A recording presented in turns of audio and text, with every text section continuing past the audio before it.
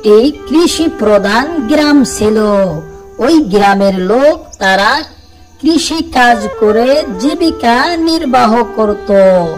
সকলেই লাঙ্গল কাঁধে করে মাঠের দিকে যাইত এবং মাঠে গিয়ে তারা চাষাবাদ করত এবং সেখানে তারা বিভিন্ন ধরনের ফসল তারা ফলাতো।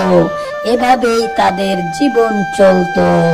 ওই গ্রামের লোকেরা খুবই সরল সহল ছিল।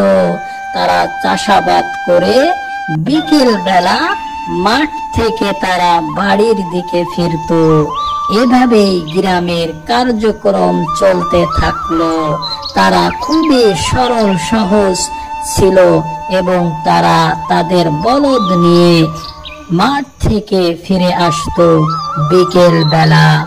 ওই গ্রামে সকলেই একদিন খুবই বিরাট একটা সমস্যার মধ্যে পতিত হলো।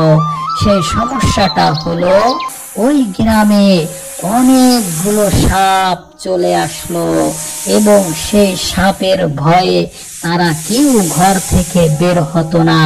খুবই ভয় পেত সেই সাপকে এবং সাপে দংশন করে অনেক মানুষকেও মেরে ফেলতো।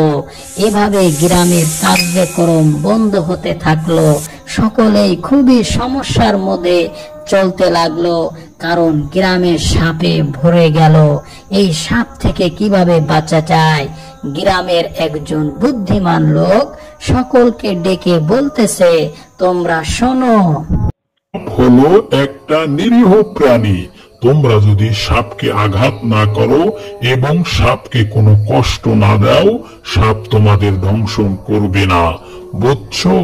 অতএব তোমরা সাপ থেকে সাবধান থাকবে, কারণ সাপ তোমাদের আগ বাড়ে কামড়াতে আসবে না, কারণ সাপও তোমাদের ভয় পায়। তো বন্ধুরা, এরকম মজার মজার কার্টুন ভিডিও পেতে তোমরা আমাদের চ্যানেলটি সাবস্ক্রাইব করে রাখো, যাতে করে সবার আগে ভিডিওটি পৌঁছে যায়।